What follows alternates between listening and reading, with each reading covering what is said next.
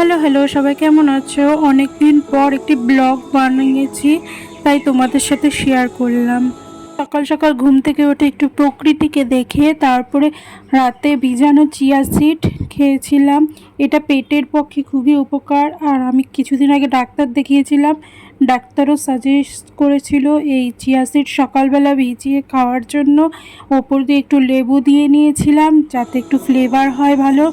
আর অনেকেই দেখি ডিটক্স ওয়াটারের মতো বানিয়ে রেখে দেয়, কিন্তু আমি সারাদিন খাই না, ওই সকালবেলায় একটুখানি লেবু দিয়ে খেয়ে নিয়েছিলাম।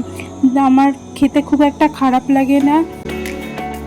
লেবুটা দেওয়াতে না খুবই সুন্দর একটা ফ্লেভার হয়, কারণ এই চিয়া সিডসের তো কোনো এক্সট্রা ফ্লেভার কোনো নেই, কেমন যেন খেতে, কিন্তু ভালোই লাগে আর কি। তো সকাল সকাল এটা খেয়ে নিয়েছিলাম।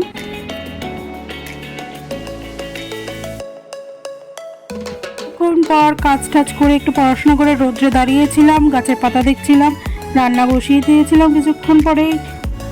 তো আজকে আমি একটা রান্না করব, খুবই ফেভারিট আমার ঠাকুমা খুবই দারুণ বানায় এটা, আমিও তাই আজকে ট্রাই করলাম। তো আলু পেঁয়াজ গাজর সবগুলোকে কেটে নিয়েছি, হালকা রসুন নিয়েছি 2 কোয়া মতো, আর তেলে জিরে দিয়েছি, আর রসুনটাকে লাল করে ভেজে নিয়েছি।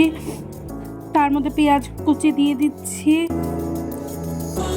স্বাদ মতো নুন দিয়ে দিয়েছি যাতে পেঁয়াজটা তাড়াতাড়ি ভাজা হয়ে যায়, তাই আগে আগে নুনটা দিয়ে দিলাম। আর এই খাবারটা খুবই টেস্টি খাবার, খুবই সিম্পলও।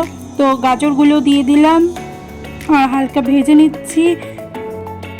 তারপর আলুটা দিয়ে দেবো, কারণ এগুলো একটু সিদ্ধ হতে টাইম নেয়। তো ভালো মতো ভেজে একটু ঢাকনা দিয়ে কিছুক্ষণের জন্য রেখে দেবো।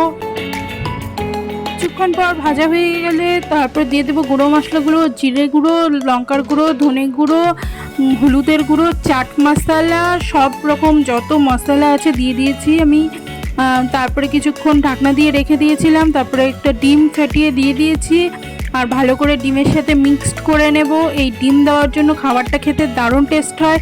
তারপরে ডাল সেদ্ধ করে রেখেছিলাম, সেই ডাল দিয়ে দিলাম, মতো ফুটিয়ে নেব ডাল, আর সব কিছু মিক্সড করে নেব।